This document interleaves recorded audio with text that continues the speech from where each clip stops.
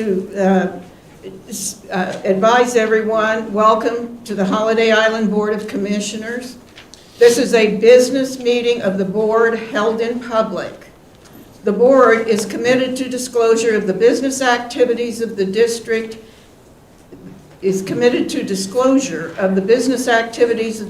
to the public, as well as the public's ability to make comments at the public meeting. On behalf of the Holiday Board of Commissioners, I'll call this meeting to order.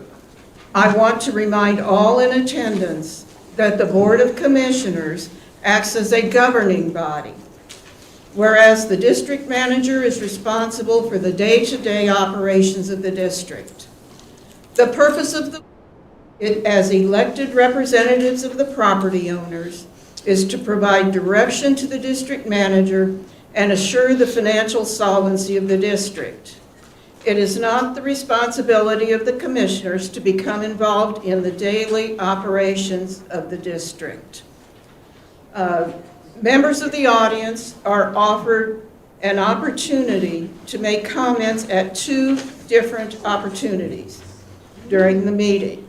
The purpose of the public comments is to offer individuals an opportunity to state a position, provide information, or present a matter in the speaker's opinion deserve the attention of the commissioners.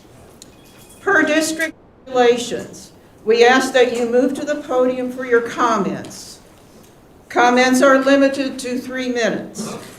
Please state your name and address so that it may be noted in the minutes. Please understand that commissioners will listen to your comments, but in general will not respond as your comment is not an agenda item. We may refer your comment to the district manager for additional information. Let's stand for the pledge.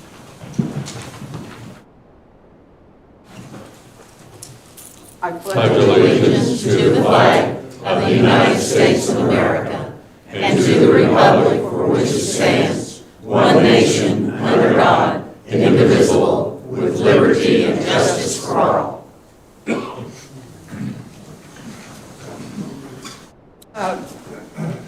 Secretary Stamps, will you call the roll, please? Chairman Surratt. Present. Vice Chairman Childress. Brown. Brown, I'm sorry. Here. Commissioner Childress. Here. Commissioner Dyer. Here. And Larry Stamps, I think he's here.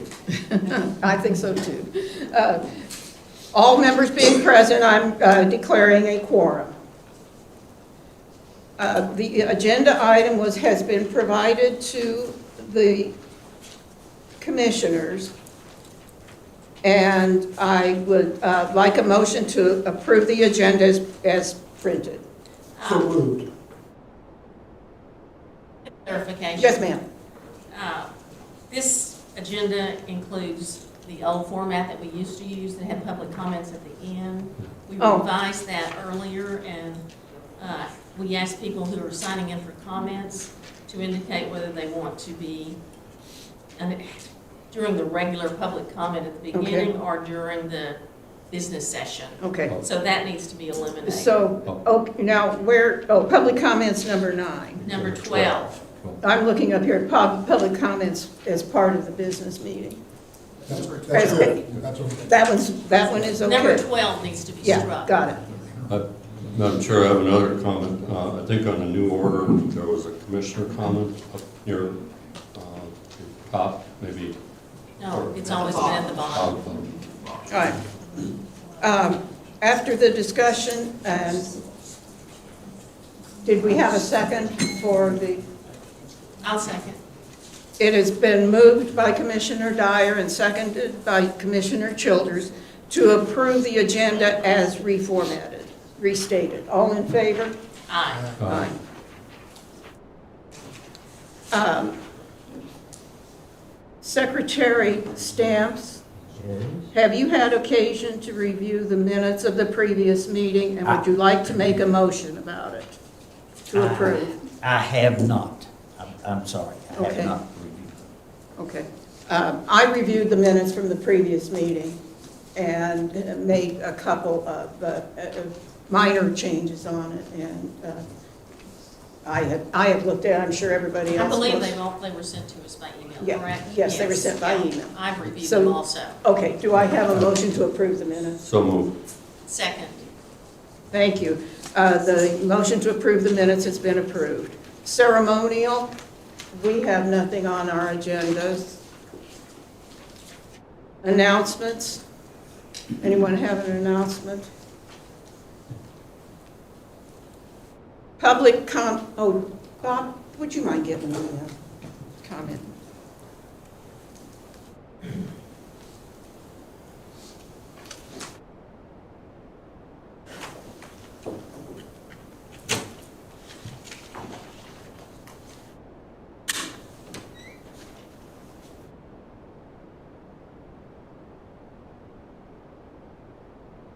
Thank you. At this time, we will allow 3 minutes per property owner for comments. And this is the non-agenda part of it, the non-business part. Does anyone have a statement that they would like to make for, yes, ma'am?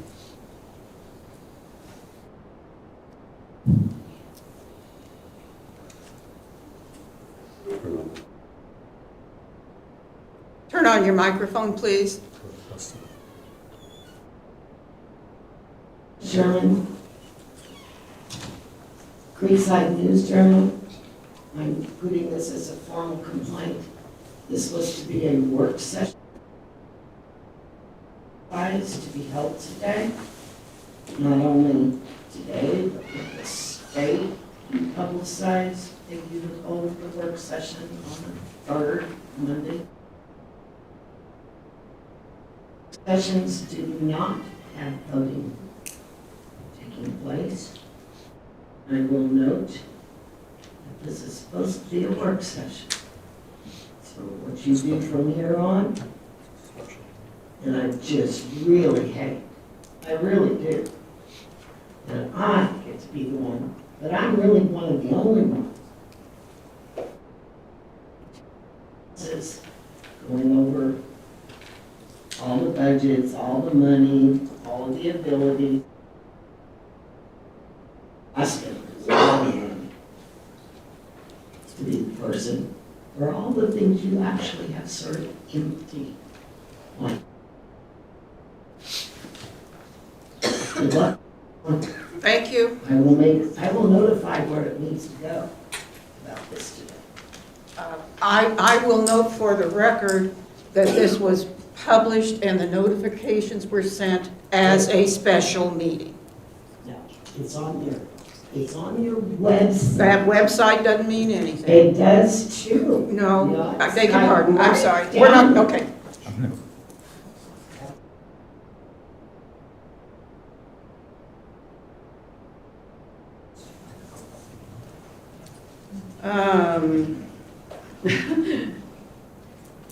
Running down here. Yes, no's, and maybes. I like this.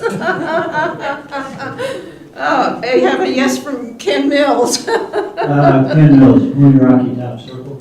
I have a request, been trying to do some analysis of the financial statements compared to the audit.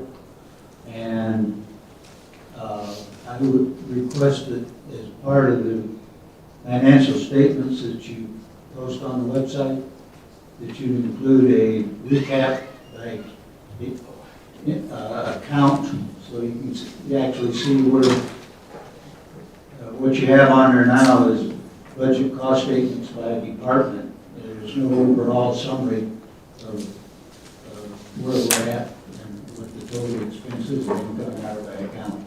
I'd like to see that added to the posting entry. May I make a comment? Ma'am? I would also like to see a copy of the audit adjusting entries and the explanation of what those entries are for. Thank you. Do I have anyone else who wishes to make a comment at this time? I don't see anyone else on the list here. Oh, Steve Crow, I beg your pardon. I was gonna wait to do the individual stuff. Thank you. There's one. Al Selig. Mr. Selleck?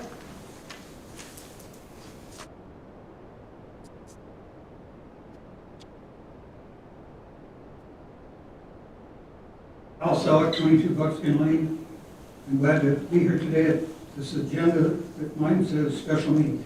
Okay, I realize that this is not a problem caused by the current board, but there is something that could be addressed to improve the transparency of the meetings.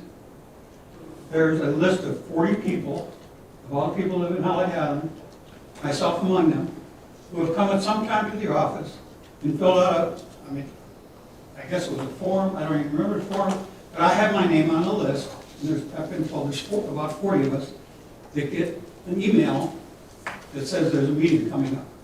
I got an email Friday morning that says there was printed a special meeting today at 1 o'clock.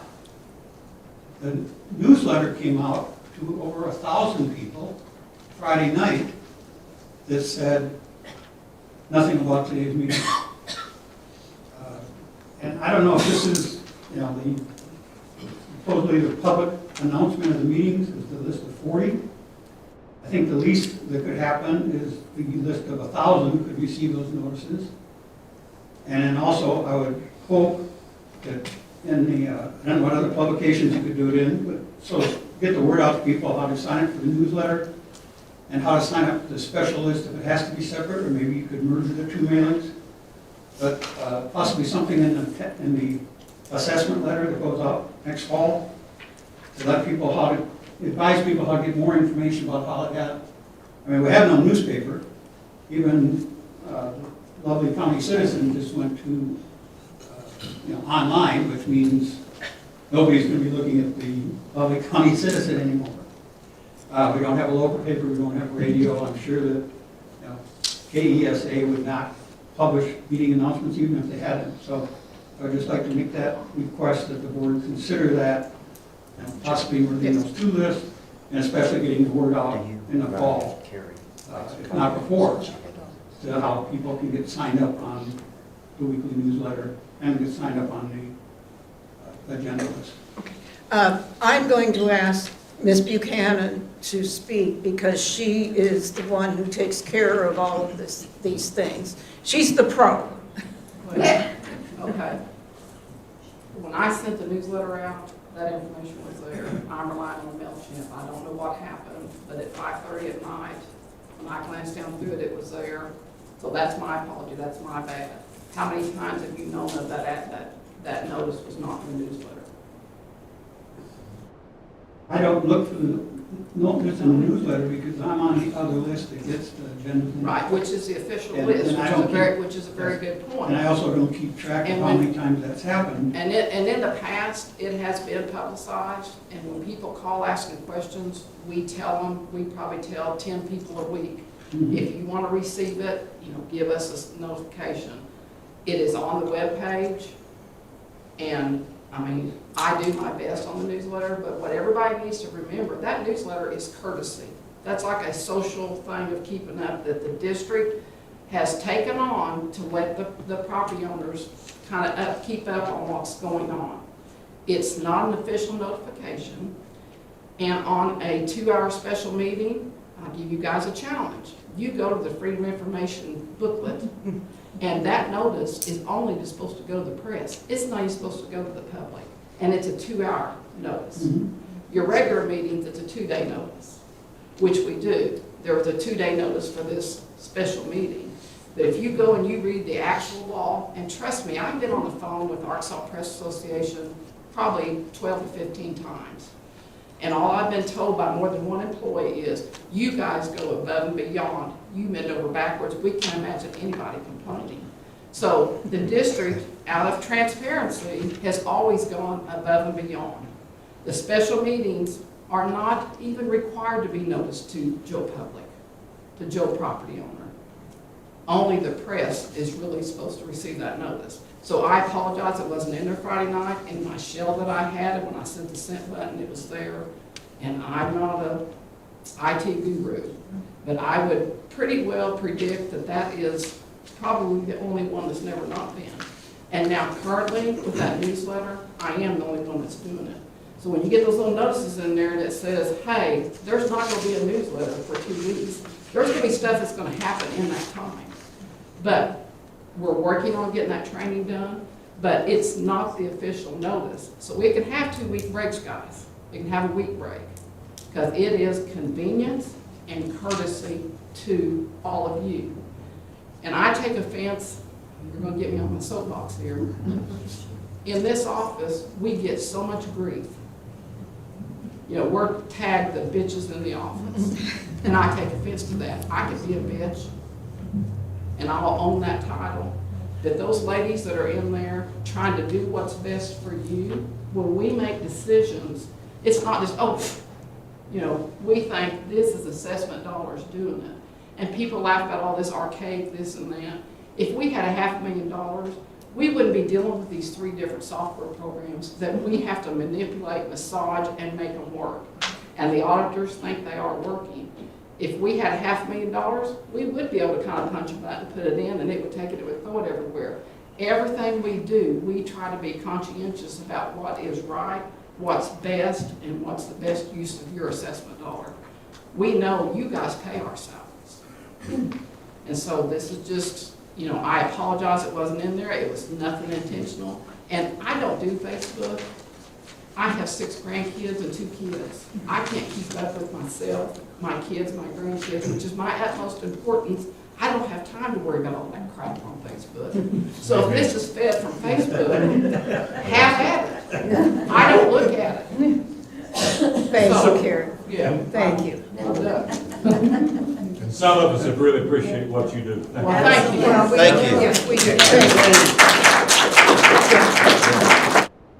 And I do appreciate what you do, but if the newsletter is not our legal angle, and if the list of 40 is not the legal notification, then what is the legal? The legal notification is the email, to the 40 people who have, Is your those who request have requested. and that board out front, just like the city does by their office, and that board out front, and the people that requested. Yeah.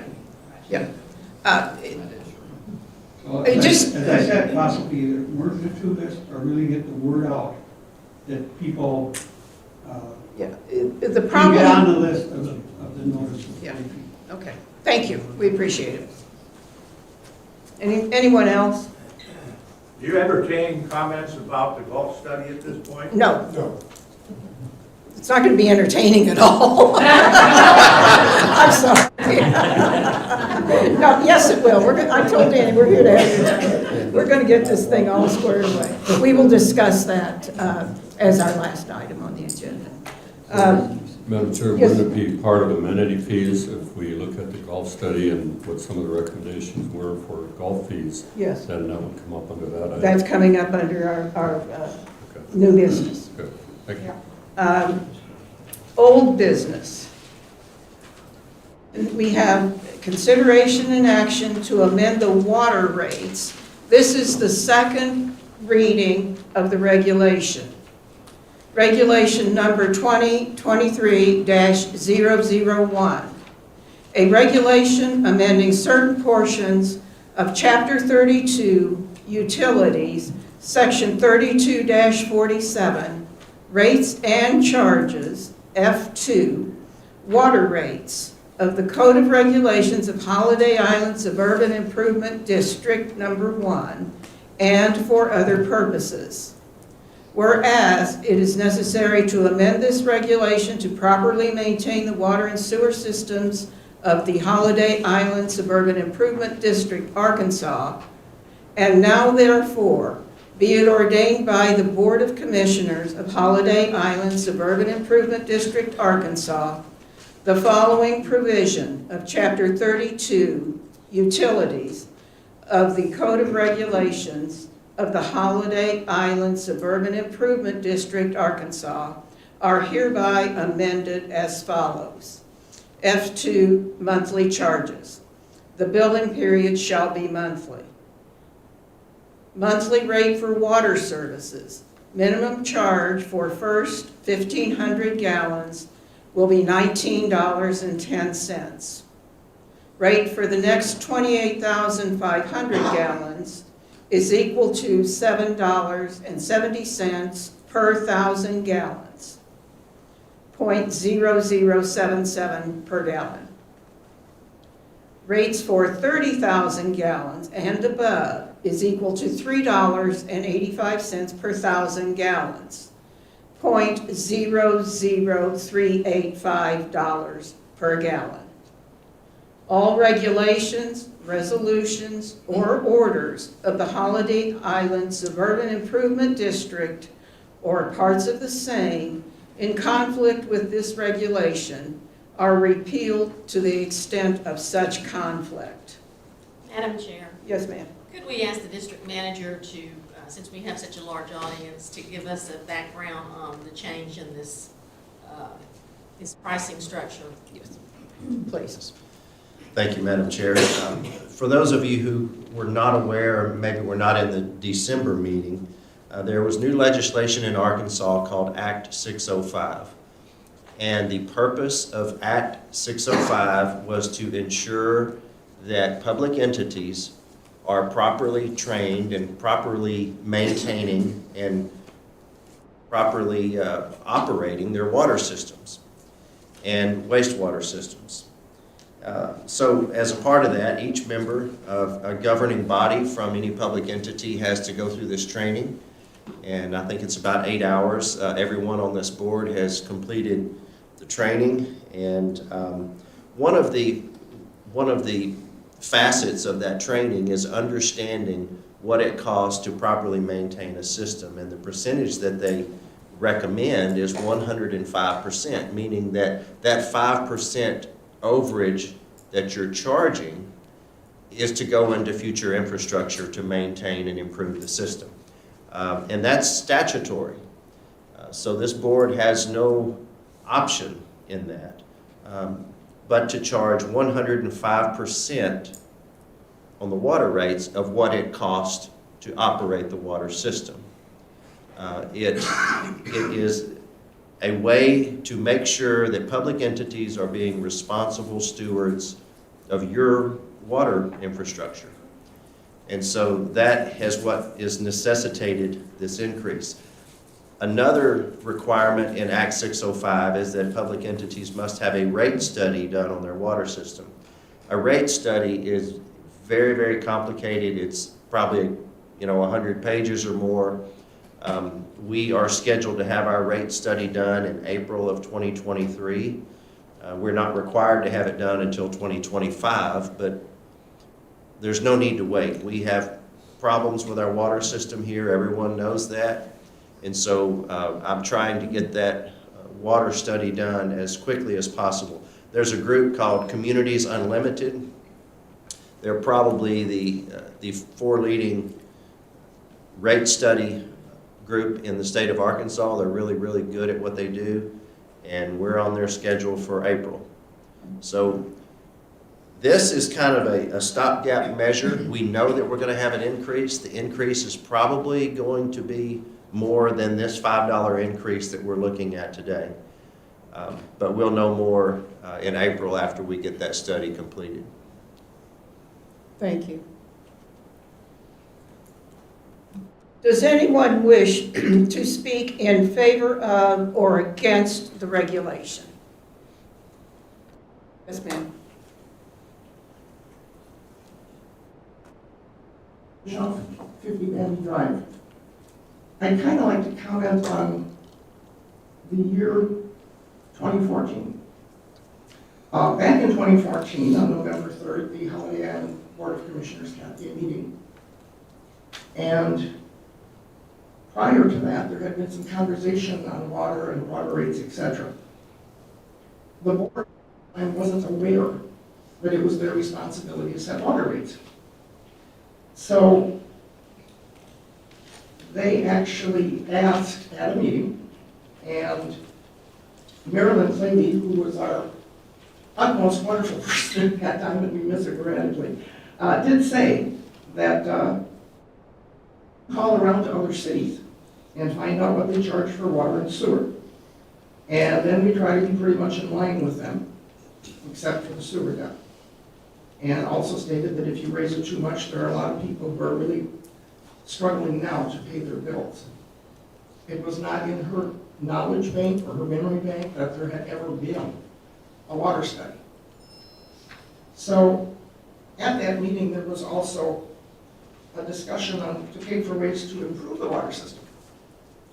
And Mr. Mills quoted and said the current water wastewater rates recouping costs, but they're not doing anything for the CIP.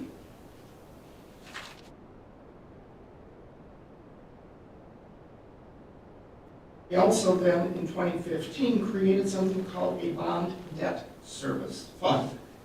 And I believe that was Regulation 2015-1. And its purpose was that all funds collected from the water and sewer utility bills and the assessment billing for the sewer bond debt shall be deposited in it. So there's a separate account that's been set away for that. In 2021, the balance of that account was $1,135,721.96. And that's money that's been overpaid by billing owners. Now, HISET is allowed to bill consumers for the actual cost of the water they use. Any capital improvement costs are to be shared by all owners. If the capital improvements are billed in any other way, for example, on a water bill, that amount should be subtracted from the owner's remaining AOB. Now, the above information on how HISET should handle these capital improvements was given to my husband and I in writing by our then attorney, Tim Hutchinson, who is now your attorney. Commissioner David Macadon stated in answer to one of my direct questions at a Board of Commissioners meeting that capital improvements were indeed being included ELC studying water rates for residents in Holiday Island. You just said that you hired a firm to do a cost analysis of the actual cost for our potable water this year. And it would seem that capital improvements cannot be used in that analysis, and that the firm should be aware of that. So our number one, the water rate is one of the highest in the state. And it's also the highest in any of the surrounding communities. Some of those communities have to buy their water. You've never conducted a reliable study to establish the actual cost of the water for our consumers here. HISET has an account in 2021, again, with a balance of over $1.1 million. And that's in excess. That's money that's been charged and collected from us, the property owners. And it came in the form of being charged on the water and sewer bill. So you're now including capital improvements in water rates, and it would seem reasonable to me that before you go ahead and pass this and raise the rates for $5, that you would wait until April and let this committee do their study and see if it would not be highly beneficial for all of us to have that water cost analysis done, and then have things adjusted accordingly as the board sees fit. But to not, as I'm looking at this now, put the cart before the horse, because we may not, according to law, have to have an increase. And I'm not worried that there's capital improvements in there that they're not being taken care of as they should either. So I appreciate your time. Bischoff, I apologize, but your time is up, man. That's fine. I was just done, so I did that just right. And it was good stuff. So. Okay, thank you so much. Thank you, Ms. Bischoff. Else wish to speak in favor of or against the regulation? Does anyone else wish to speak in favor of or against the regulation? Thank you. We will sign the regulation as... Do we need a motion? Do I hear a motion to approve the regulation at the second reading? I make a motion to approve the regulation as presented and as approved at the December meeting. We anticipate that when the water study is done, there's going to be a significant increase Yes. to consumers in order Yes. to include all of the cost of water production, and it seems logical to break that into two portions. So I make a motion, we approve it. And Ms. Bischoff, you validated the reason for the retail, Act 605 of the retail water supply. No, too many people have not made the adjustments that are necessary to cover adequately the cost of their water. And Danny, explain what all is involved. It's more than just the cost of the water. Correct, it is. There's a lot of peripheral costs, hidden costs, if you will, to manage, operate, and to maintain this water system. It even includes the personnel here who do the water billing, the salaries for all of the people who work at the water department, trucks and tractors and supplies, and you know, the list goes on and on. There are hidden costs that you really don't think about. That's why this study done by Communities Unlimited, as I mentioned, probably the leading rate study outfit in the state, it's going to be, 100, 200 pages. It's an extremely complex formula. And I'm a little bit afraid to see that report, because when you look at the upcoming infrastructure needs for our water system, it's going to be very expensive. But that's why we've got to commit to that, and this board has committed to that, and we're getting a rate study done by the best folks out there. So, And we also need to say that the legislation was predicated on the fact that we want water departments to stay solvent. There have been too many water systems that have gone belly up in the state of Arkansas because they were not charging enough. Yes. And so the state has taken a measure to put their thumb on water departments to make sure that there is adequate funding. Madam Chair, we need a second. Second. Do I hear a second? I'll second it. Thank you. Then we need discussion. It has been moved by Commissioner Childers and seconded by Commissioner Brown to approve the regulation to increase our water cost by $5 a month. And I do appreciate what you're doing. Basically, what I was saying. I had one more comment, You can't do Madam the Chair. capital improvements on that, and if you would check with Tim, that would be much appreciated, so that we are doing it right when it gets done. Thank you. Danny, isn't the cost of this paid by the state? I think in our. that is correct. There will be no cost to Holiday Island to do the rate study. Thank you. Thank you. Madam Chairman, Yes, sir. there's a side of me that says what would be the harm in doing what Mrs. Bischoff suggested, and that is waiting until April or whenever we get the results of this study. That said, my common sense tries to kick in, and one of the nuggets that she mentioned is that there are people in our community who are struggling today. And I look at what we're doing here as a way to throttle. We know there's going to be a mandated, state statute mandated increase in our water rates. And we suspect it's going to be $15 or more per month. By us throttling it a little bit here and starting out at a $5 increment, in my little feeble mind, we're easing the pain. It's going to take some sting out. And we also. Does everyone agree with that? Or? And by the time the study is completed and filed, it will probably be well into towards the end of the year before we have our information back. And this way we are getting easing the pain as much as we can for what we know is coming down the path.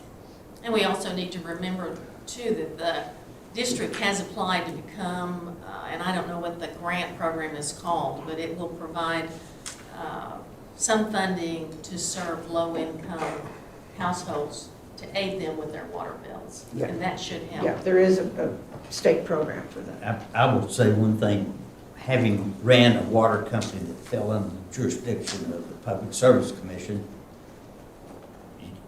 they give you no alternatives. This is what it's going to be. And whenever they get through with you, they do an accounting system which only they understand. Because nobody else in this world can possibly understand it, because it does with shelves and smoke and mirrors, I'm sure. But it's gonna give us a But bottom it's, line. it's gonna get there. And thank goodness we do not have to deal with the Public Service Commission. Chairman Surratt, we need to vote. I'm sorry. I appreciate the help, folks. I know Robert's rules. All in favor of approving the motion to raise the water rates for $5 per month, say aye. Aye. The motion is carried. Um, I'll catch on, I promise. Madam Chair? Yes, Mr. Before we go to the next item, which is about the recreation center, I thought I was going to be able to make a comment back. I thought we had commissioner comments toward the beginning of the agenda, the new agenda, but I'd like you to bear with me for a moment. And I don't think that we need, right now, today, January 9th, to be talking about the recreation center in January of 2023 or the amenity rates, because the amenity rates, especially for golf and swimming, golf starts April 1. There are some fees that start January 1. One is lease for your cart or your trail fee to have your private cart go around the golf course. That's due a week ago. But the rest of the fees on this amenity list here are for later in the year, April 1 and later. We've spent a lot of time talking about the recreation center, but I think a more important subject for today's meeting and any meeting for the next couple of months would be water. And Mr. Stamps' last meeting in December said that the most important thing we have to deal with here in Holiday Island is infrastructure, and he had a round of applause. And I think we can put off the recreation center, and I know we're going to talk about it today. I'll be outvoted on it, but there are things that we can do to reduce the cost of the recreation center according to the numbers that have been given to us. I'm not sure that the procedure that has been given to us from the architect, one of my ideas, or other people that have called me, was to reduce the number of pieces of shade that are built into that building. And I won't go into all the detail of it, but that's $240 a square foot to build a shade over, let's say all you folks over here on the left. $240 to go from where Mr. Dyer is back to the wall. We don't need that, but we're going to get it if we go out for bid. And if we say that it's $583,000 for a requested bid, what do you think the builder's going to ask for? If I were a builder, I'd ask for $583,000, right? We've already spent $106,000 to tear the building down. So we're pushing $700,000. $700,000. Now, I've been told by my colleagues that we have plenty of money we've said on this table before. And I think Ms. Bishop mentioned, some other citizens have mentioned money that we have. But I think we need to take care of PRVs. We haven't put one in for 2 years. We've got about 15 or 17 that need to be done. Wells 4 and 5. We've got leaks. That hasn't changed in the years I've been here. It might not change, but we've got to look at it. We've got 27 lift stations in Holiday Island that need constant work, and our crews are always working on them. But if 1 or 2 of those goes out, we've got big problems. One went out a few years ago in my neighborhood on Serenity Lane, and it was not a good situation for 3 weeks. So I know we're going on. If I try to amend the agenda to postpone these 2 items, I think I'd get outvoted. But I wanted to make my point that I'm very concerned that we're not taking care of infrastructure. Madam Chair, may I? Yes, ma'am. Talk about some research that I did yesterday. First of all, we have $800,000 sitting in a special account for major projects.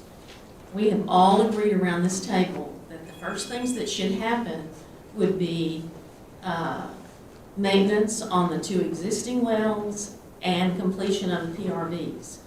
Now, personally, I've been told that the engineer says that the worst PRVs were taken care of years ago, that the ones that are left are the ones they're really not worried about. So I'm not sure I'm really interested in spending $250,000 first, even though I know we've hammered about PRVs for forever. I would much rather make sure that the wells are functioning correctly. But that money, $800,000, is sitting in a separate account labeled major projects. I also looked on the website. Holiday Island has a general account, it's called a money market account. It's what you and I would call the checking account at our house. In December 2015, there was $1.1 million in that account. Today, there is $2.5 million in that account. That is an increase of $1.4 million in the last 8 years. I do not think that our property owners pay their assessment for us to accrue money in a checking account. I think that our property owners expect us to maintain the quality of the assets that they have. We have plenty of money to do both projects, all projects. I honestly think we may have downsized the recreation center. We made it a third of the size that it was. It's 1,000 square feet of office and 1,000 square feet of bathroom. You know, I would hope that in the future that we would have things that could happen at that rec center that I'm not too sure that we're going to have space for because it's so small. No, I don't like the fact that it costs as much as it does. But you know what? We have talked to at least 4 or 5 different companies, and they all quote the same price per square foot. So, I don't know. If I was a realtor and trying to sell a house here in Holiday Island, and I drive by the rec center and I go, oh, well, that little pool over there can't be used because it can't be supervised properly. And there used to be a rec center, but it's not here anymore. We have, as a board, devalued the assets of this community. I got an email earlier today that said that we've let the infrastructure go to rack and ruin. I disagree with that entirely. There's nothing wrong with our infrastructure. And the boards in the past have spent over 80% of all of their maintenance dollars for infrastructure, for the water and the roads. It's not that they spent the money on the amenities. You know, I personally think that as a community, we need to take pride in our community and replace the rec center and make the small pool available and make the island room available to the residents of Holiday Island. So I was looking at dollars and cents. Why do we have $1.4 million more today in our checking account than we did in 2015? And why are we not spending it? I agree. Thank you, Suzanne. I have some comments that I would like to make before we get started. Number one, public buildings are infrastructure. As much as a road, a highway, and a bridge is infrastructure. In late summer of 2021, the rec center was closed. The board began pursuing alternatives to either repair or replace the structure. January 17th, at my first meeting, Broadway Construction presented a preliminary plan. Estimated construction time 6 to 8 months, cost $700,000. This was a 6,000 square foot building, so you can see what's happened to the cost of building. The motion was carried to hire another engineer for recommendations to either repair or replace the existing structure.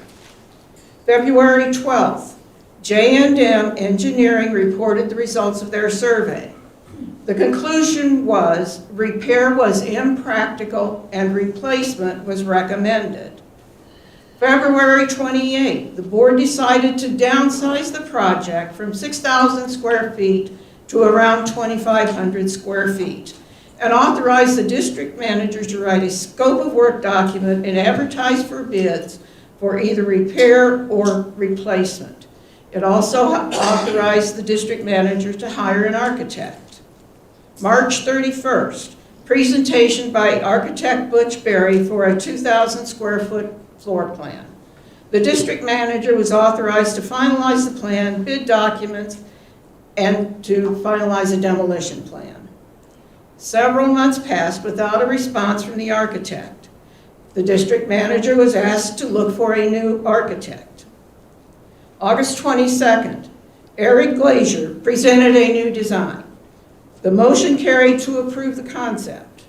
One bid was received and rejected. It went back in the envelope as fast as it came out because it was way beyond our budget. August 29th, Travis Bosquet offered a proposal for demolition and preparation, site preparation. The motion carried to approve this proposal. October 20th, the board received a construction quote from C.A. Johnson Construction for a 2,305 square foot building site at a cost between $553,000 and $572,000. The board took no action. December 19, the district manager was authorized to consult again with C.A. Johnson Construction to look for savings cost. At the request of Commissioner Dyer, property owner Mark Leggett his contacts in the construction industry. Mr. Leggett submitted a summary of the opinions to the district manager and the board via email for discussion at this meeting. We thank Mr. Leggett for his efforts on behalf of the district. The summary included several suggestions. The most important to our project was an estimated cost of the work of $225 to $250 per square foot. That number is in line with the bid we received from C.A. Johnson Construction Company. He validated what we have known for quite a long time, what the cost will be. I will ask Mr. Presley, we met on Friday. I met with Mr. Presley and C.A. Johnson, Chris Johnson, to discuss this.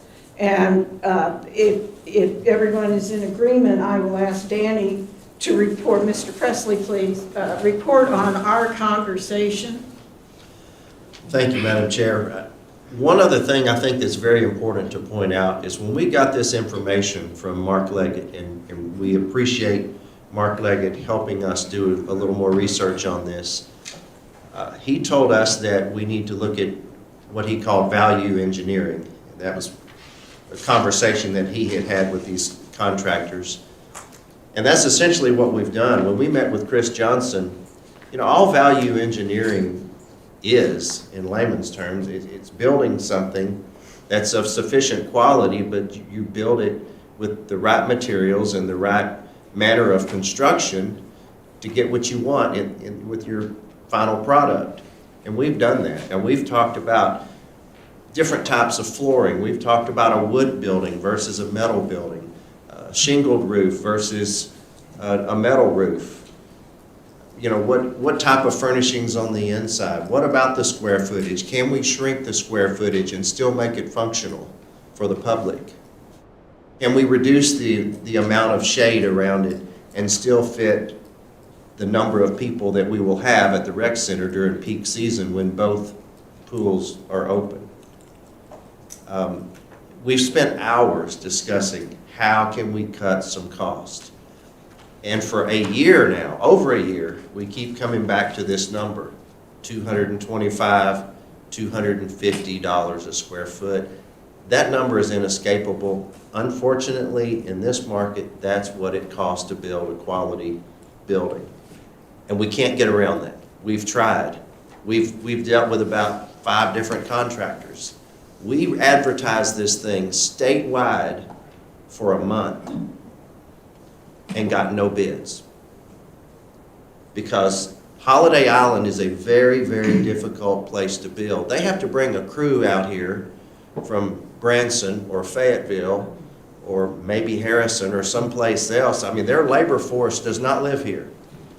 Well, they've got to pay them mileage to drive to this job site every day, or they've got to put them up at the Mockingbird Motel here or something. It is extremely expensive, and these contractors in this market are risk averse. they're not likely to want to take on a project out here in Holiday Island for $500,000 with the uncertainty in the market right now and what it would cost for them to get their labor force and their equipment and their materials out here to do this project. That's the reality of what we're up against. And because of that, we've kind of been chasing our tail here for the, and no disrespect to the board, this board has wrestled with this, they're committed to doing this, and it's just a tough situation that we're in.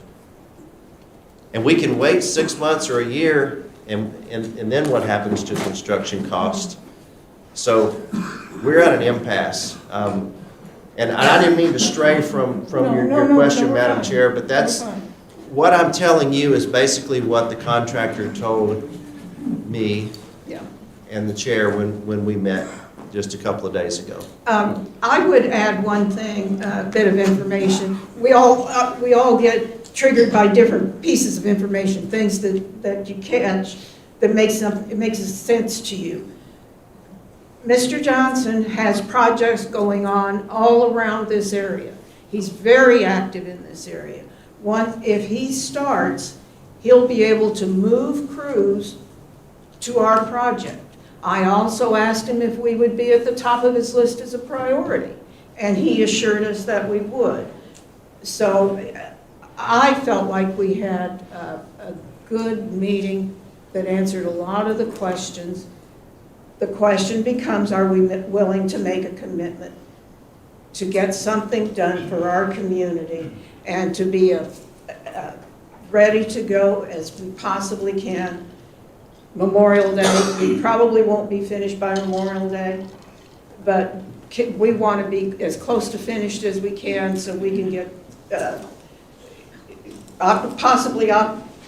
probably, intention is to be able to operate the pool and finish the job. Madam Chair, I have one more comment to make, and that is that I was called by two citizens. They know something about building, and they wondered if we had looked at extending the island room toward the pool, put the restrooms and the locker rooms toward the pool, have an open area like in the new building as designed, and not build a $600,000 new building, because that's not a community center. It's to operate the pools, the big pool and the small pool, the child's pool, and it's also to check in and out golfers and also the other amenities that are there. So we wouldn't need, according to them, and they said this could be done for probably $75,000. So let's just finish. Please.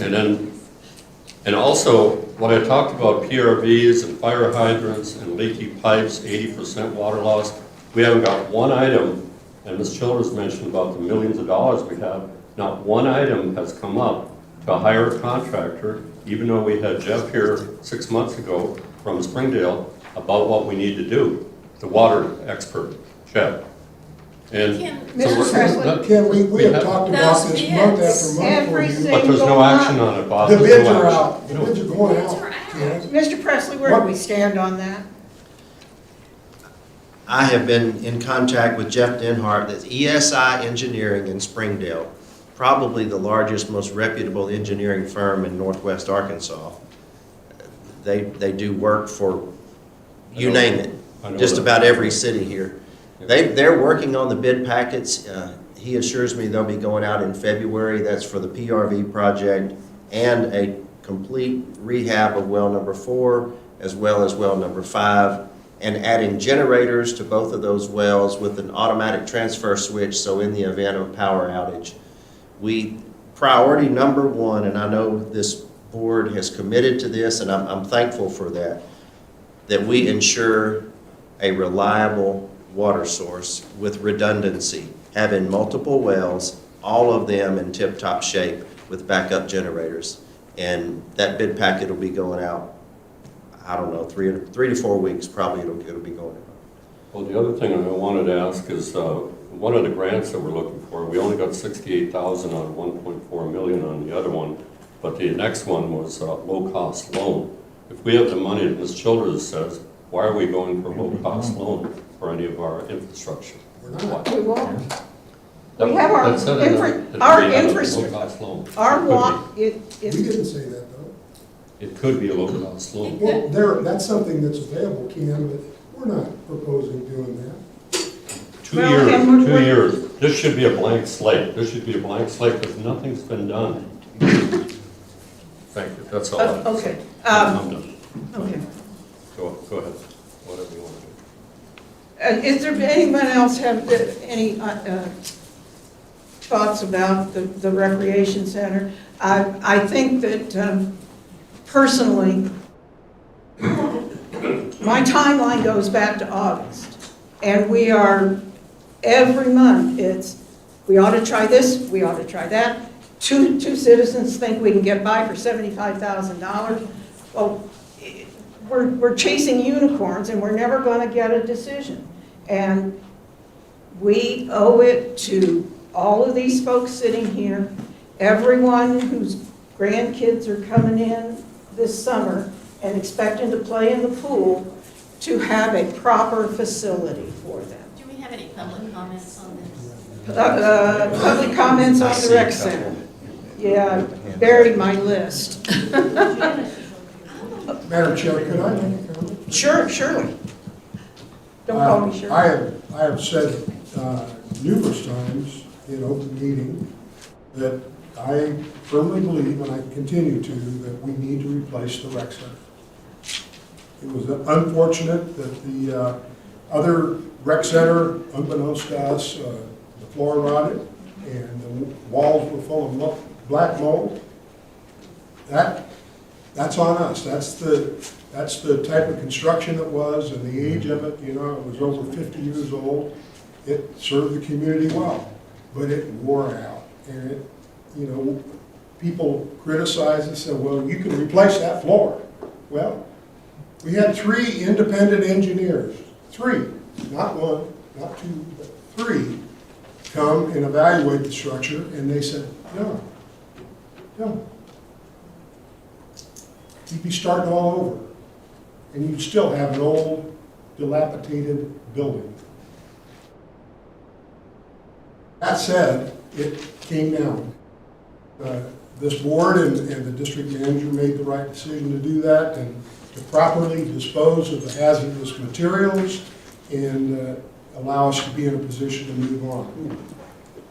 Again, I do support replacement of the rec center. It's unfortunate that we call it a rec center because that's not really what it is. It's a check-in point for golf and pool. But, you know, I think we're all in shell shock about construction costs. Every one of us. If all of us in this room had to go out and buy a new home today, we'd flat fall over. Things have gone up and it's expensive.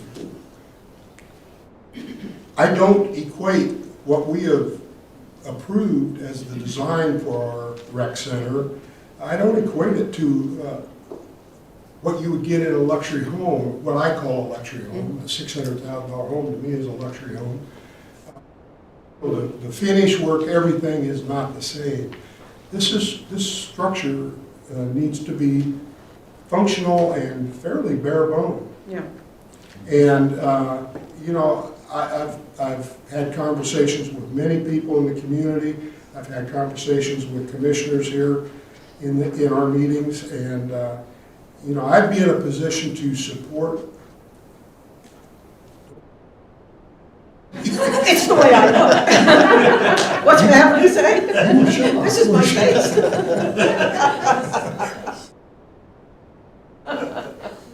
I would be in a position to support approving construction to go ahead. But I'd like to kind of find a middle ground here that maybe might reduce some of the hot spots, some of the spiny needles, you know, in the community. And I mentioned to Danny after our last meeting that maybe we could put up the building and not finish it on the inside. Hopefully rally a bunch of people in the community to volunteer to do that. We have people with those kind of talents.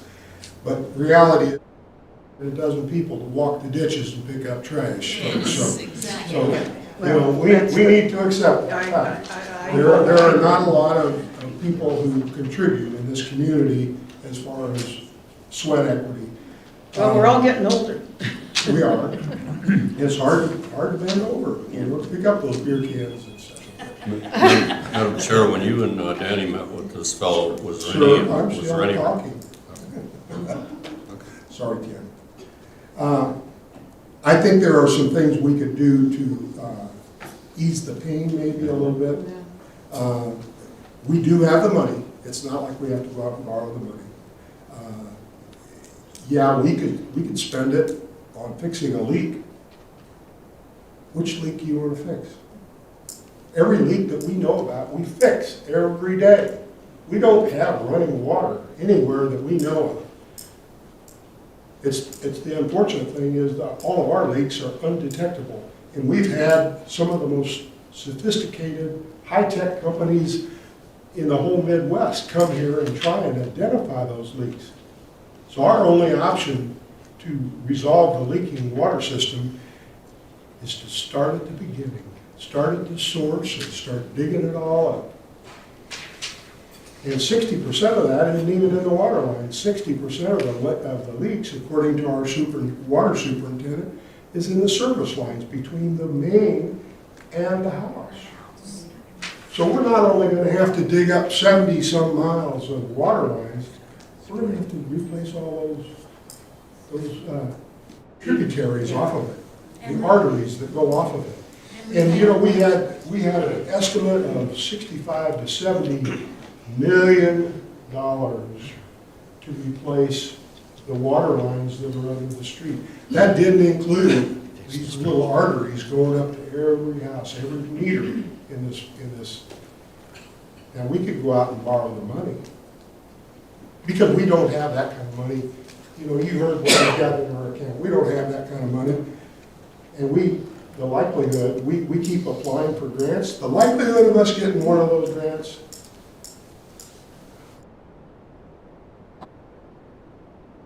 I'm holding my breath. I think we learned a lesson on the $68,000 that we got. That's exactly right. They threw it back a little bit of chump change and tried to keep it quiet, you know. But let's just play what if. If we decided right away to start replacing water mains in this community, and we couldn't even think about borrowing $70 million. That's beyond, nobody would loan us that kind of money. We might be able to borrow 10. We might be able to borrow 10, but we gotta repay it. And you know what? We start repaying it, it's gonna increase. We're gonna have to put a $150 or $200 a month bill on your water bill, or somehow recover that money to pay that back, because it's going to take 20 years to pay that off. And at that point, twice, maybe 30% of what could potentially be leaking. So that's our dilemma. We know what the problem is. We're looking for solutions, and if anybody here has them, please bring them forward. But to get back to let's get back to the subject here, the rec center. I really think that we need a new structure at our swimming pools, which if there's anything that's going to bring new families to Holiday Island, young people, that kind of thing, those swimming pools are a great amenity, and we need to make it a place that people want to go. And I think if we would do things like eliminate the kitchen. We have a citizen in this room who volunteered to build all those cabinets and stuff for us. And yeah, it's not going to be a lot of money. It's the mental thing. Well, and the other thing is that laundry. We go through this all the time. I know. Those are small potatoes. I know. Phyllis, hear me out though, Phyllis. If we eliminate, one of my sore points is all the people that play golf on our golf course without checking in and don't pay. Yeah. Well, the design that we saw doesn't have a window looking out that way. No, and I think the only solution to that is set up a tent down at the number one Well, and, or a marshal or. Or you could eliminate that little room where the Well, washer and dryer the is thing through is- the window there. If you talk about removing rooms, then you're talking about starting all over on the design. Well, that's a simple thing to fill. Yes, that's, Is it? yes. Starting over on the design? No. It'd take an engineer about 3 minutes on the computer. The square footage remains the same. All I'm telling you is, if you Well- want my support on this, we need to massage it a little bit. And I'm not talking about going back to square one. I have to agree 100% with Bob. We need to take a look at the plan. It needs to be massaged, and, yeah, you can have tables with umbrellas for shade. We don't have to have the building built out there. There's several different ways that we can do these things, and we get it back to bare bones to where it needs to be, because one day, this water system, this infrastructure that I keep bringing up time and time again, although we got the bids working for it. We got the bids for that. Hopefully, we got the ones for the sewer treatment plant, the dechlorination for it, on the board to be started work on, to get bids for that. But the most important thing is, yes, we need something up there other than what we have now. I agree with that 100%, but it does not have to be anything other than a check-in facility. A check-in facility where you can monitor the swimming pools and this kind of stuff. And if you really need to monitor them, cameras are cheap. Somebody has to watch the monitors. Well, Miss Murphy? That's what that person at the desk does. Miss Murphy? I can't hold myself in my seat anymore. Okay. Janice Murphy, 7 Hillcrest Drive, but I'm also the manager of the rec center that we are all talking about right now. I've gone over the plans with Danny and, the other architects that were there. First of all, when you say just a check-in area, we do need bathrooms. We do need bathrooms. We are women and men who do work down there. And we do have just little tiny, what I just want to look like a powder room. Wash your hands, go to the bathroom, but private. And the fact that we are women and men who do work there. And I don't want to lose my men employees because they are the best thing that have come along in a long time, who have been amazing with fixing things down there and making it look good. We haven't had that for years because we couldn't hire anybody who was interested in doing that.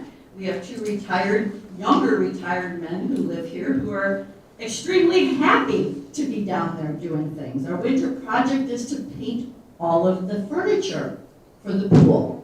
And that is something that will keep them busy through the winter. Okay, kitchen. I don't know if anybody here knows, we did have a kitchen in that building. We had a stove and a refrigerator and a sink and cabinetry. And that's where we kept all of our food when we want to eat. We can close the pool at lunchtime and go someplace and eat, but we are stuck there. So if we don't have an area that we can feel like a break room, what are we doing? We're just in a building like this where, okay, we can go to the bathroom, but we can't eat. We also need a place to store candy, chips, pop that we buy to resell. We had that all in that kitchen, which was in the back of the building where nobody really looks at anything. Also, the way this is designed, and hopefully when all of this finishes, we can go back to have a pool party. And the pool party would be the kitchen has windows that will open into the big area, the big pool, and the small pool will go through the other side. And people can use that kitchen, or somebody who wants to rent it for a birthday party, the small pool. Well, you can use the kitchen for $50. We tack $50 onto their cost of the small pool. It's just something for the community to be able to use. Washer and dryer.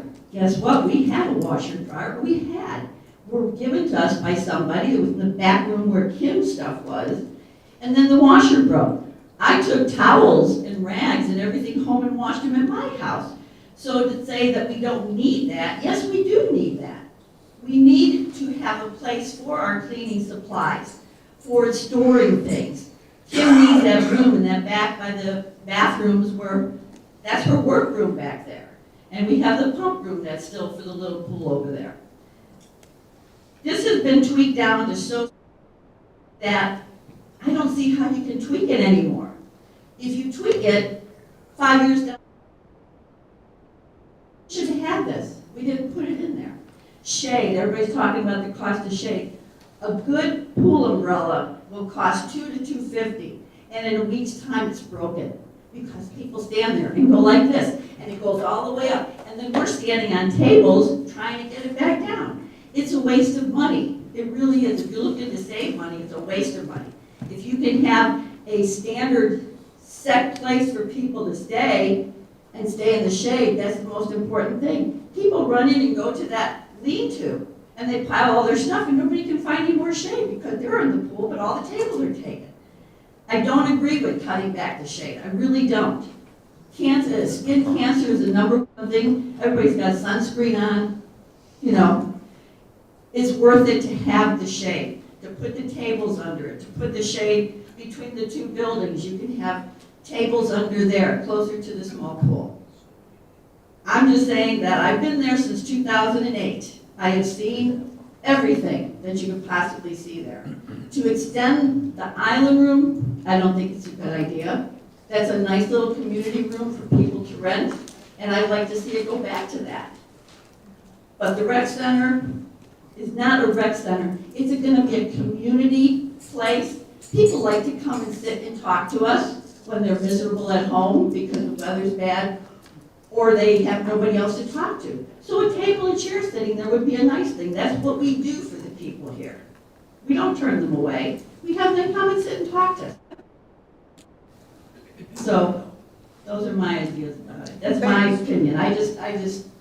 Thank you, Ms. Murphy. You're welcome. As far as public comments go, Dan, Eddie, are you Mr. Eddie? Yes, I am. Good, well, that worked out. Let me see, I was this morning. Dan Eddy, 113 Beaver Drive. The only thing I want to say is that you're talking about this recreation center, but we don't know what it looks like. Why can't that plan be made available for us, the citizens, instead of a couple of you guys? Not a problem. Okay. Okay, that's my question. Okay. And then something that, that I heard, a rumor well before you started tearing down that rec center, that a local contractor said that he could refix that rec center for under $200,000. Now, I don't know if that was a rumor. That was a rumor that was going around, but I just thought I'd bring it up because it's still floating around. 3 engineers have told us no. They said you start to fix it, you just uncover more problems. Okay, but the idea of us being able to look at the Sure. plan, I think we should be able to. Absolutely. And we had a meeting where we had the plans were shown. They were available to the public several months ago. Let's see, I don't have anybody, work session, pardon, anyone else?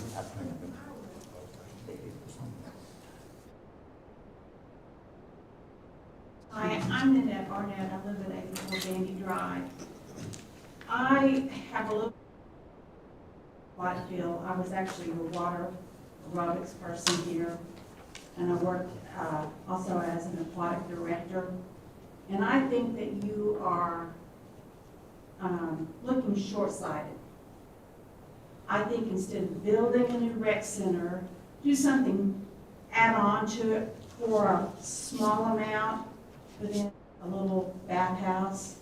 But then let's look as a community to a community center, something that we can have an indoor pool, where we can have programs all year long, that we can open it up to art classes and indoor pickleball and a walking trail that we can actually walk and be safe. and not walk on the streets. I know it would require a lot more money, but sometimes it's good to put a little money in the bank and wait for something that's much, much nicer than what you are proposing. Not that what you are not proposing would be very nice and be welcome, but I think that we can do much, much better. And I personally would like to see that indoor pool. Berryville has a wonderful facility. Some of our residents are going over there and using that facility. Eureka Springs has somewhat of a facility that they are trying to expand. And I just think that if we could have that, then we can keep our citizens here and they're not having to go to other places. So, Thank you, ma'am. Anyone else? Ms. Wilkes, I didn't see that you had signed in today. Are you on here? I'm sorry? Did you sign in today? Yes, ma'am. Okay. I just wanted to add 2 cents to this. Pull the mic down a little bit, please. The rec center is important. That we do need a rec center. However, with everything else that's going on, and everything else that needs to be replaced, fixed, understand that from the report that the fire chief made in what's happening in Holiday Island, dated, we have the pumper truck, what I call the pumper truck that they haul the water to the fires in. The water in the pumper truck will last less than 2.5, 3 minutes, something like that. I understand that it takes longer.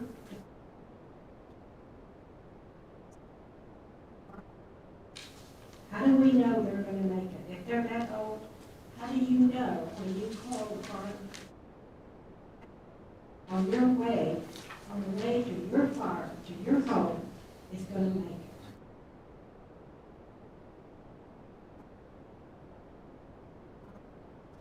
There's so much more that it's great if you can spend the money for it. But if you cannot, because of the other things that need to be taken care of, I don't understand why, if you have $2 or $3 million, why it's important to throw that money and flush it down the stool, if you will, to something that very few people will go to. The people who will use the rec center, most of them will go to the lake in the summer and use the walking trails. Most of them will get out and walk the golf course. It is unimaginable what people can do if they put their minds to it. This BOC, I understand where you're going. I understand that you want the best. But we are not a community that brings in that you're talking about. And it's time that the spending stops. And it has to stop now. Unless you want to invest in what is more important to the community, you will not ever complete and have a city that is worth standing. Thank you. Bruce? Is that right, Bruce? Thank you. I'm Bruce Larson, 37 South Hills Loop. I have more of a question than a comment. I hear about all this money that's accumulating in the checking account, but then when I looked at the audit report that came out just last week, it showed that in 2020, well, there was a regulation that required us to have reserves between no less than 35 or more than 45% of the operating budget. That report said that in year 2020, we were well above the 35%, but at 2021, we were at rock bottom 35%. And I'm wondering, how can we keep Why do we talk about all this money accumulating and our reserves are right at rock bottom? It's just my concern. Thank you. Thank you. I'm sorry, yes, Alex? I didn't sign that. You're in the glare of the window there, and I wasn't sure who you were.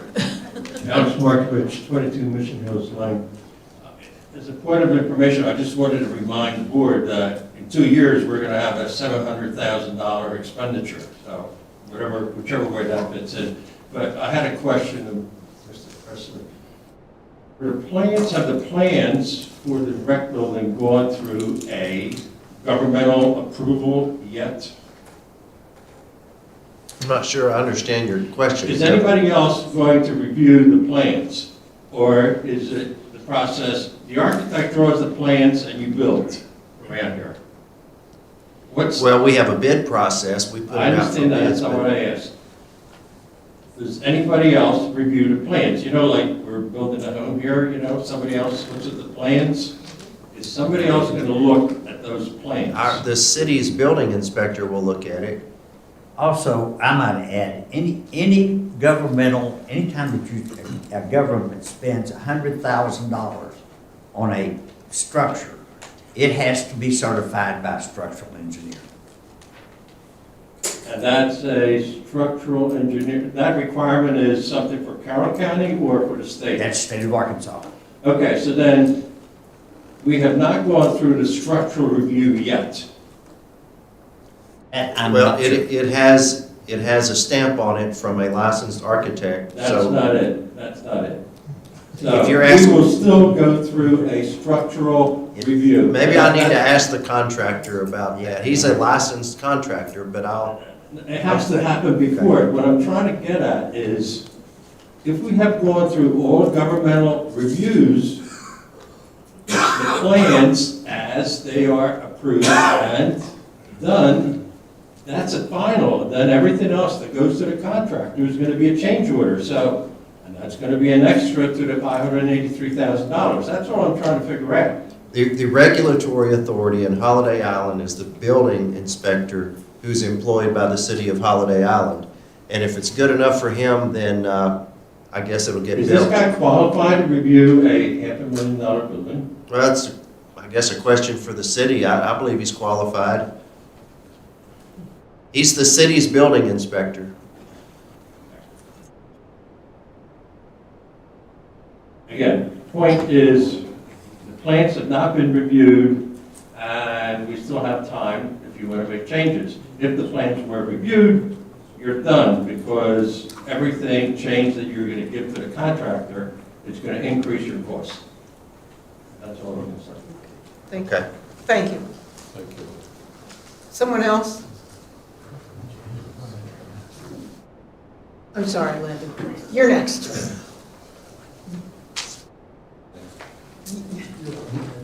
She's number 2 in line. Steve Crow, 6 Horseshoe Drive. I've been listening to all this stuff for months and months and months about this rec center. I don't have a problem with redoing the rec center. We don't need a 2,500 square foot building nobody uses. They didn't use the last one, they ain't gonna use this one. We need a place to check in for golf and check in for the pool. And all this stuff about, well, we can't use the island room because we don't have line of sight. Are they our lifeguards? Yeah, we don't have lifeguards. We don't need them looking. Put cameras up, just like Mr. Stamp said. There's less expensive ways to do it. And you have to ask yourself, there's not people down there beating the door down before you close that one. Well, all of a sudden now you think they're gonna be down there beating the doors down to use a $600,000, $700,000 building. Well, the answer is they're not. And a lot of things are nice to have. We've got other things that need to be taken care of. Everybody said, we're going to be proud of our community and sell the sizzle. You can't cut the grass. Okay, this is not a sizzle community, and I don't mean to insult anybody. But if you want to see a sizzle community, come ride with me to Bentonville or Springdale to Pinnacle Hills or one of those golf communities with houses on the links, and I'll show you a sizzle community. This ain't it. You can't cut the grass. My grandson lives with me. this past spring, he plays baseball, and wants me to take some of his friends down to use the ball field so we can smack the ball. You know, shag a few flies, run down some grounders, ain't got room in the yard for that. We can't do it down there either because we can't find the balls once we hit them, because the grass is knee deep. But we gonna sell sizzle by putting a $750,000 building in the middle of that crap. Have you looked at the miniature golf course that's falling apart? The grass growing up between the slabs and the tennis courts? Have you looked at the horseshoe pits that are literally falling apart? And you gotta be good to get a horseshoe pit to fall apart. So you're gonna worry about sizzle when you can't cut the grass and take care of what you got down there now. What you're really concerned about, and I'm gonna say it for everybody in here, is a reassessment of benefits. That's what you're really worried about. You're afraid if you don't go over the line and build this big fancy building, somebody's gonna come at you and wanna sue you and reassess benefits because they lost. Anybody that thinks that way better look around because they may have a shot coming. Reassessment of benefits may not be to their benefit. But there's no sense in going through all this. We need to do what's best for the people. Yes, we need to replace it. We need restrooms with outdoor showers. We need to level that area up and surface it somehow for people to use and get those pools back open. But we don't need to spend $750,000. Y'all act like that money's burning a hole in your pocket, and you keep pointing to all these folks out here, it's their money. It's not your money. We elected you to come up here to watch over our money, not to blow it and waste it on things that we don't need when we have more pressing issues. And I wasn't going to bring PRVs up, but Danny has preached and preached and preached that ESI is like the God of engineers, right? And what Jeff said was, we can't do anything until we replace those PRV valves. They won't solve our problems, but that's the first step. That's got to be done. Ms. Childers doesn't think so. We've already done what needs to be done. This is just luxury to replace the 50-year-old ones that still work. Now, that doesn't make any sense. We need to get those things taken care of. And to be quite honest with you, we should have had these bids gone months ago. In October, every member of this board committed to get those things done and put the money aside to do it, whether we got grants or not. And now we're saying, well, we're waiting on bids. It should have been done in October. Thank you. Thank you.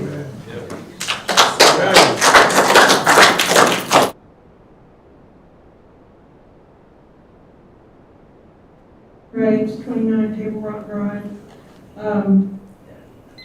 I'll comment about what Steve was saying about the PRVs first. And that is, I do think we still have high pressure areas, even though they're mostly functional, the ones that are remaining. They need to be probably looked at because they probably have some flaws that are still causing high pressure areas. And it's that high pressure areas that continues to give us the leaks. So I think we need to continue our PRV. The other thing is about the rec center.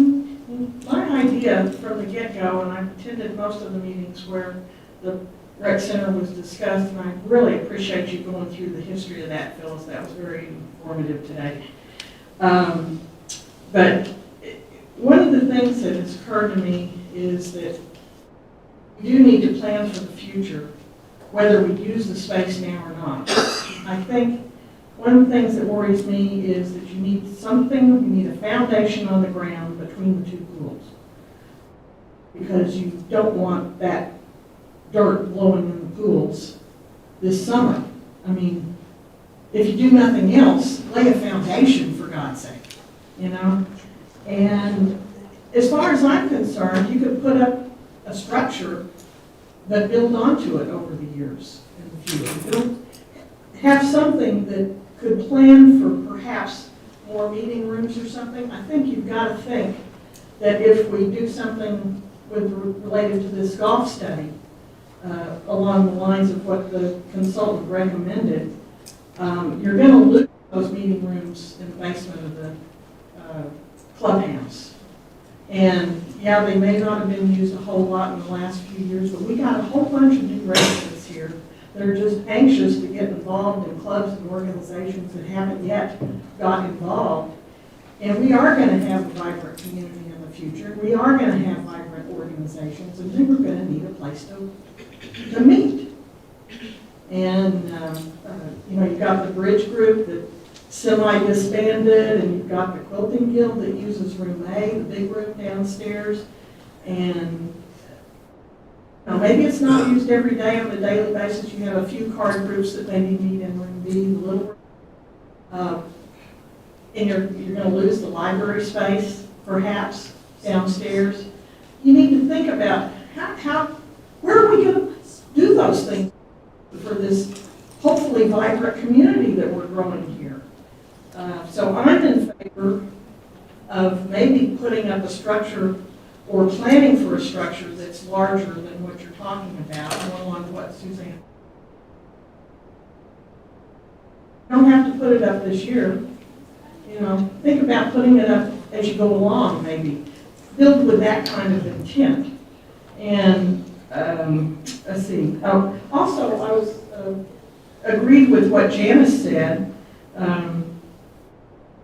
and what was mentioned about shade. Over 60 need a lot of shade. You're not going to have any activity at the pool unless you have shade during the middle of the day. People cannot stand full sun. Our age people, we are concerned about skin cancer. All of us have experienced it in our families or with our friends, if you haven't experienced it yourself. So please think about shade. Yeah, it may cost a little extra, but you're not putting a building under it. What else? And she made some good points I want you to consider about the laundry. They have cleaning supplies. They do clean the building and the toilets and stuff like that. They need rags and things that need to be washed. That's all I have to say. Thanks. Thank you, Ms. Gray. Anyone else? This just concludes our discussion for what we want to do with the rec center. And I would ask at this time, do we have a motion to award the contract and get started on building for the future of Holiday Island? Be glad to make a motion that we authorize the district manager to proceed with construction of the rec center. The motion may go down, but I think we were elected to preserve the assets of the community. I think the money is there. I think having all of that area helps us sell the community to people who are moving here. So I would make a motion that we proceed with construction of the recreation center. Do I have a second? Okay. The motion has not been passed. We will revisit this on next Monday at our regular meeting if we can add that to the agenda. And I would urge the commissioners to put some good hard thought into where we want to be with our community. Every person who has spoken about the water system, bear in mind it's paid for. The reason we have money available in the bank is because of the frugal nature of our managers. We have saved money. It's sitting in an account not earning anything, and we're not paid to manage money. We are paid to make this community a viable place for all of our property owners. I looked online on VRBO at some of the places here that are being offered. There are a lot of pictures of our swimming pool there. And what's going to happen to our VRBO owners when the guy says, well, yeah, the pool was great. There was no place to get a Coke. We need to seriously consider getting this structure done. And as I said, I will ask everyone to give it serious consideration. If you have recommendations that don't involve asking two guys next door what they think, if you have real viable solutions, answers, come with them. Come be prepared to talk about it. But let's get off dead center and get this thing started so we can have a good summer with happy residents and visitors. Thank you. Madam Chair, could we ask the district manager if he could look into whether we need a structural engineer to look at the plans before we let a bid out? Are we gonna let it bid out? Well, I thought that's what this was on the agenda for, to ask. Well, we could have passed a motion to do it. I know, but in the future, that's what you're asking to do, right? Well, He's got To come up he's with- got- Well, he's got to have it. But Alex is a PE professional engineer, and he said he's built other structures, I know him. And Larry has also said that we need to. Well, we will get our ducks in order for that. Okay. But how do you,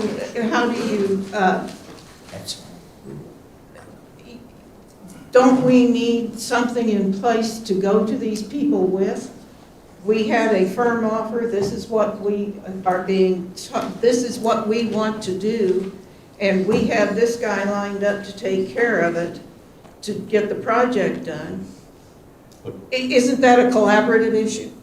It's collaborative, but do we have a structural engineer that looked at the design, the plans? I thought generally, and I'm just going by knowledge that I picked up in the past, that most architects are associated with a structural engineering firm. They usually have a structural Yes. engineer if they're into that type of engineering.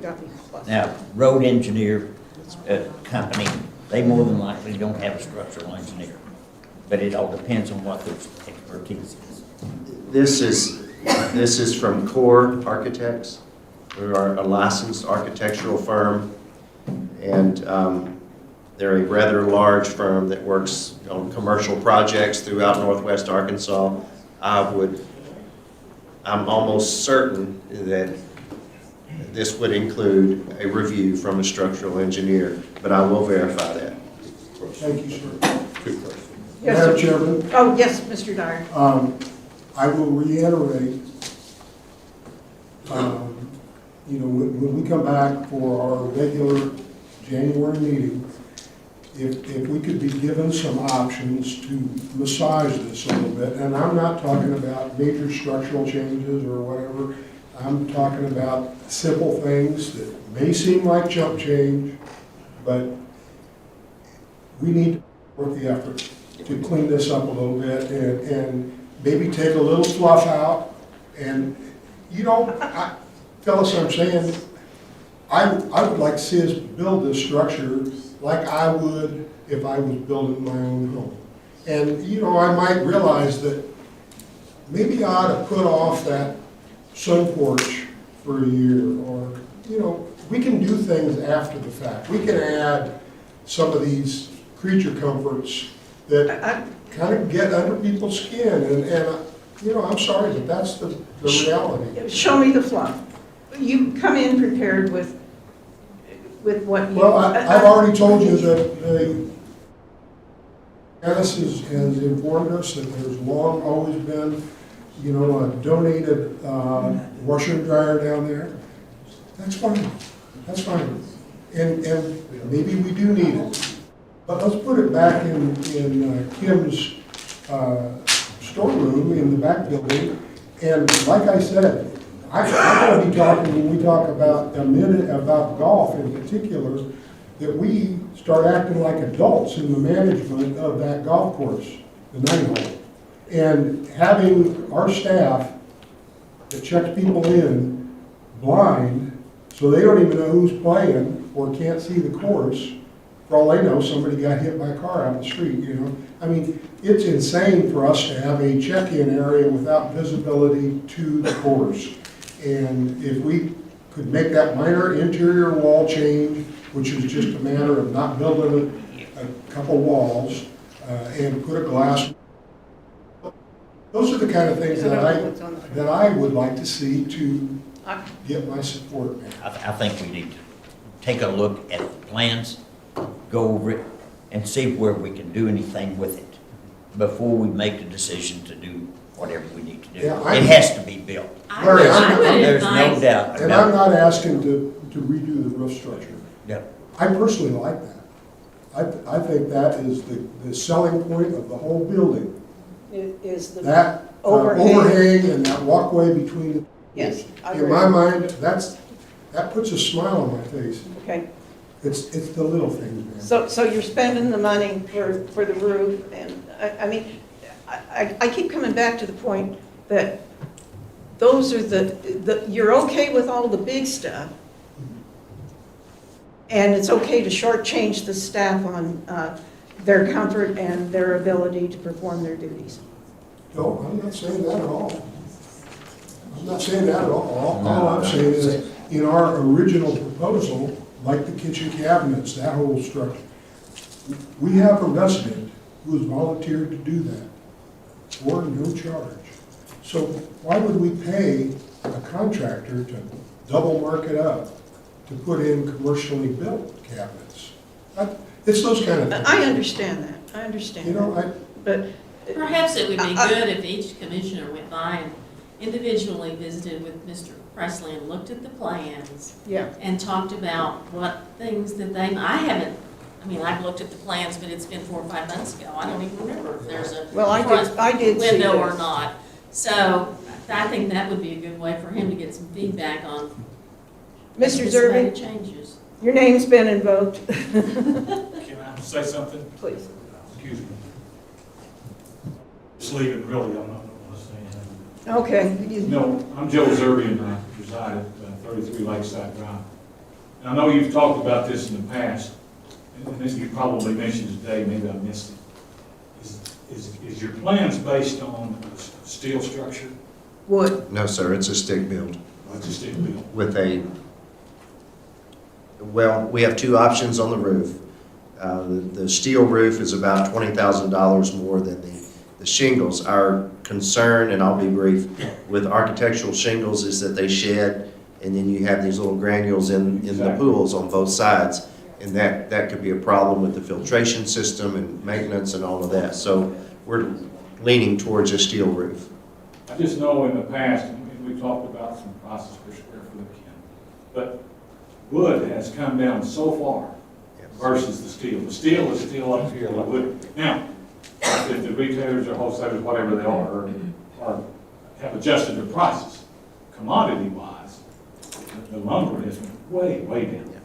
I think that would be a significant, if it was a current, really current, and maybe you have that, really current estimate for materials, that would reduce your cost significantly.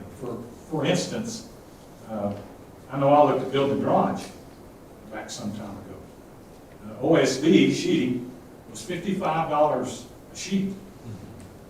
That today is $11. So what I'm trying to get at is make sure that it's got a current cost estimate on the material if you go wood, which you may have. Well, our meeting was just Friday, Oh, so okay. this is very fresh. Okay, well, that's current as it can get. And- Yes, sir. Thank you. The Yes, one sir. thing he told us is the concrete's gone up $15 a yes. square yard. And we have a massive amount of concrete. You're talking about I couldn't hardly read this thing without my magnifying glass, but you're talking about a pad that's 104 feet long by whatever it is crossways. So we're talking about a massive amount of concrete. Yes. So that good news, bad news, and that's going to be the story in the buildings. And, it's up to you folks what you do, but if you've got a current price for lumber, you're probably not going to build that structure any cheaper. I don't know. I sure wish you could. I wish we could too. Me too. But I don't have an answer. Anyway, thank you. Yes. Madam Chair, was there did I not understand that there was some discussion with the construction people of looking at a cost plus basis, which I know a lot of homes are being built that way now? And we had that discussion also on Friday.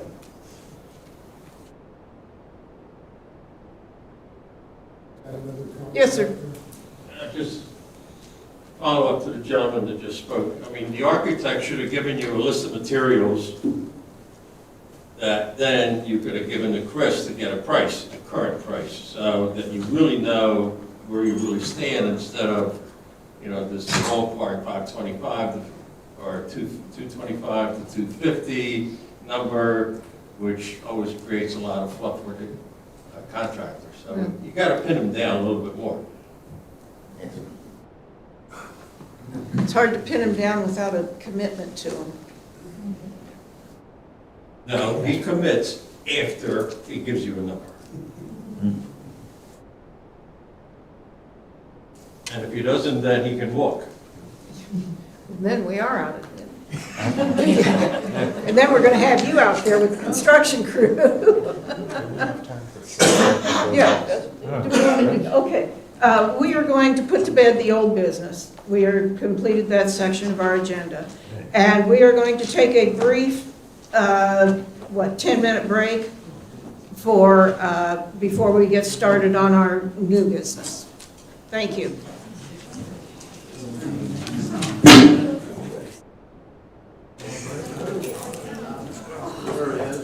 Oh, my goodness.